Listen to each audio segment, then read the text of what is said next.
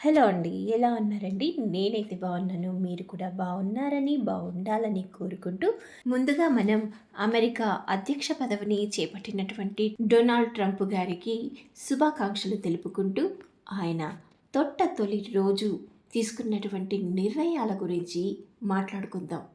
Donald Trump ఈ పేరు వినగానే కొంతమంది ముఖంలో చిరునవ్వు వస్తుంది. మరికొంతమంది గుండెల్లో రైళ్లు పరిగెడుతుంది. ఎందుకంటే ఆయన ప్రవేశపెట్టేటటువంటి విధి విధానాలు ఆ విధంగా ఉంటాయి. మేక్ అమెరికా గ్రేట్ అగైన్ అనే నినాదంతో ప్రపంచానికే పెద్దన్న అయినటువంటి డొనాల్డ్ ట్రంప్ అధికారం చేపట్టినటువంటి మొట్టమొదటి రోజు తాను తీసుకున్నటువంటి నిర్ణయాలలో వైట్ హౌస్ నుండి అత్యంత కీలకమైనటువంటి బాధ్యతల్లో ఉన్న నలుగురు అధికారుల్ని పంపించేశారు. బైడెన్ పీరియడ్లో అపాయింట్ అయినటువంటి 1000 మందికి పైగా అత్యంత క్రూషియల్ రోల్స్లో ఉన్న అధికారుల మీద యాక్షన్ తీసుకోబోతున్నట్లు హెచ్చరికలు జారీ చేశారు. ఇవన్నీ కూడా ఎన్నికల టైంలోనే వాగ్దానం చేశారు. చెప్పినట్లే అధికారం రాగానే అందరినీ కూడా ఇళ్లకు పంపించేశారు. ఎందుకంటే Trump make America great again అనేటటువంటి నినాదంతో వచ్చారు. సో అందులో భాగంగా తన విధానాలకు అడ్డుపడే అధికారులను, అది వైట్ హౌస్ కావచ్చు, లేదు అమెరికన్ గవర్నమెంట్ ఆఫీసులో ఉన్న ఏ అధికారైనా సరే, తాను తీసుకోబోయేటటువంటి చర్యలకు గురి అవుతారు, డ్యూటీలో కొనసాగడం కుదరదు అని ఆ 1000 మందికి పైగా అధికారులకు హెచ్చరికలు జారీ చేస్తూ సంతకమైతే పెట్టేశారు. ఇంకా రష్యా ఉక్రెయిన్ వార్ పైన ఖరాఖండిగా స్పందించారు.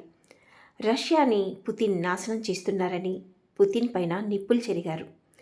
ఉక్రెయిన్ యుద్ధాన్ని ఆపాలి అని ప్రతిపాదన చేస్తుంటే పుతిన్ దాన్ని కొనసాగించడానికి చూస్తున్నాడు అని, అది సరైనది కాదని, వీలైనంత త్వరగా ఈ యుద్ధానికి ఫుల్ స్టాప్ పెట్టాలని, లేకుంటే రష్యా క్లిష్ట పరిస్థితుల్ని ఎదుర్కోవలసి వస్తుందని రష్యాకు హెచ్చరికలు జారీ చేశారు. అండ్ కెనడా, మెక్సికో దేశాలకు సంబంధించిన ప్రోడక్ట్స్ పైన ముందు నుండి చెప్తున్నట్లే ఫిబ్రవరి 1 నుండి 25% పన్నులు విధిస్తున్నట్లు పేర్కొన్నారు. ఇంకా బైడెన్ ప్రభుత్వం జారీ చేసినటువంటి 80 రాడికల్ జీవోస్ని రద్దు చేశారు. అమెరికా యంత్రాంగం పైన తనకు పట్టు వచ్చేంత వరకు కూడా అధికారులు ఎటువంటి ఆదేశాలు జారీ చేసేందుకు లేదు అని ఉత్తర్వులు ఇచ్చారు. ఒక్క మిలిటరీ లాంటి ముఖ్య ప్రాంతాల్లో తప్ప మిగిలిన చోట్ల సమాఖ్య నియామకాల్ని నిలిపేశారు. వాక్ స్వాతంత్రం పైన ఉన్నటువంటి సెన్సార్ని తొలగించారు. ఇంకా 2021 జనవరి 6వ తేదీ యుఎస్లో క్యాపిటల్ దాడులు జరిగాయి.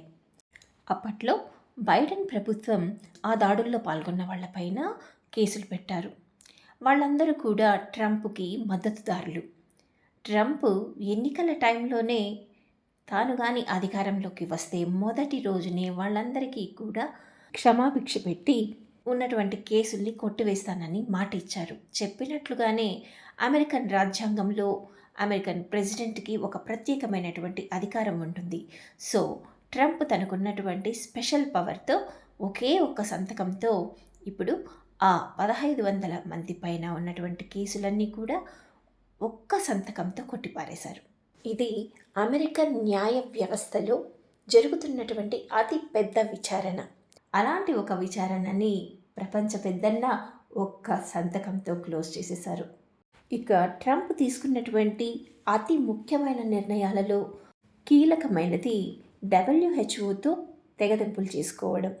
ఎందుకంటే కరోనా టైంలో వరల్డ్ హెల్త్ ఆర్గనైజేషన్ బాధ్యతారాహిత్యంగా నడుచుకుందని, ఆ కారణంగానే కరోనా ప్రపంచవ్యాప్తంగా విజృంభించింది.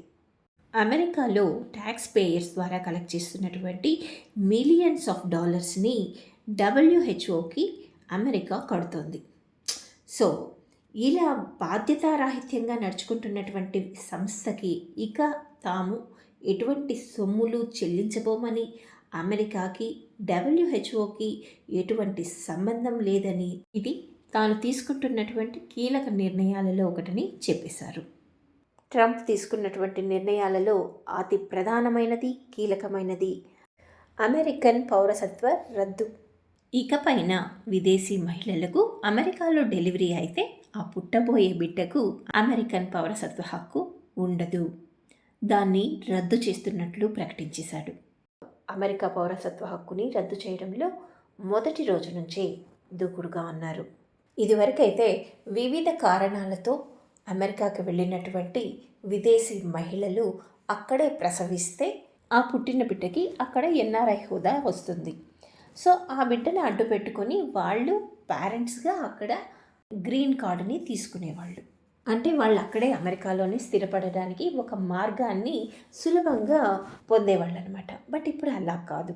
ఇప్పుడు అక్కడ విదేశీయులకు పుట్టేటటువంటి బిడ్డకు పేరెంట్స్లో ఏ ఒక్కరైనా యూఎస్ సిటిజన్షిప్ ఉండాలి, లేదా పర్మనెంట్ రెసిడెంట్ అంటే గ్రీన్ కార్డ్ హోల్డర్ అన్న అయి ఉండాలి, లేదా యూఎస్ మిలిటరీలో సభ్యత్వమైనా ఉండాలి. ఈ మూడింటిలో ఏ ఒక్క అర్హత ఉన్నా అటువంటి వారి పిల్లలకు అమెరికా పౌరసత్వం అన్నది లభిస్తుంది అని చట్టాన్ని తీసుకొచ్చారు. విదేశాల నుండి వెళ్ళి అక్కడ సర్వీస్ చేస్తూ ట్యాక్సులు కడుతూ గ్రీన్ కార్డు కోసం నానాయాగి చేస్తున్న ఇతర దేశాల నుండి వెళ్ళినటువంటి విదేశీయులు ఇక అమెరికాను వదిలి వెళ్ళాల్సిన పరిస్థితి వచ్చింది ఈ యొక్క పౌరసత్వ హక్కు రద్దు చట్టంతో. ఈ అంశం అక్కడ ఉన్నటువంటి విదేశీయులకి ఇండియా, చైనా, సౌత్ ఆఫ్రికా లాంటి దేశాల నుండి వెళ్ళినటువంటి విదేశీయులు ఎంతోమంది ఉన్నారు. 2024 అమెరికన్ జనాభా లెక్కల ప్రకారం మన ఇండియన్సే అక్కడ 54 లక్షల మంది ఉన్నారట. ఇక్కడ నానా కష్టాలు పడి చివరికి అమెరికా వీసా తీసుకొని చదువు అంటూ ఉద్యోగం అంటూ అమెరికాలో అందని ద్రాక్ష అయినటువంటి గ్రీన్ కార్డ్ కోసం నానా తంటాలు పడుతూ అమెరికా సంబంధం అని ఆనందపడుతూ పిల్లనిచ్చి పెళ్లి చేసిన వాళ్ళు ఇలా చాలామంది గొంతులు వెలక్కాయ పడ్డట్టే ఉంది ఈ ఒక్క పౌరసత్వ రద్దు చట్టంతో. అందుకే కొంతమంది అతి తెలివి ఉపయోగిస్తూ ట్రంప్ ప్రవేశపెట్టినటువంటి జీవో అమల్లోకి రాకముందే డెలివరీలు చేయించేసుకోవాలనుకుని కొంతమంది pregnant ladies 7th month, 8th month, 9th మంత్లోనే ప్రీ డెలివరీస్ చేయించుకోవడం కోసము డాక్టర్స్ని కన్సల్ట్ అవుతున్నారంట. నిజంగా ఈ వార్త విన్నప్పుడు చాలా విడ్డూరంగా అనిపించింది.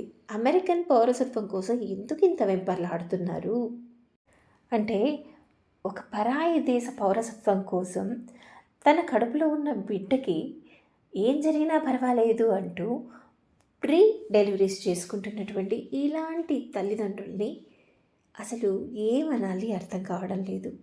నిజంగా ట్రంప్ ఎన్నెన్నో కొత్త సంస్కరణలకి శ్రీకారం చుట్టారు. తమ స్వార్థం కోసం ఇటువంటి విపరీత చర్యలకు పాల్పడుతున్నటువంటి వారి కోసం కూడా మన ప్రపంచ పెద్దన్న ట్రంప్ ఒక కొత్త చట్టాన్ని తీసుకొస్తే బాగుండు.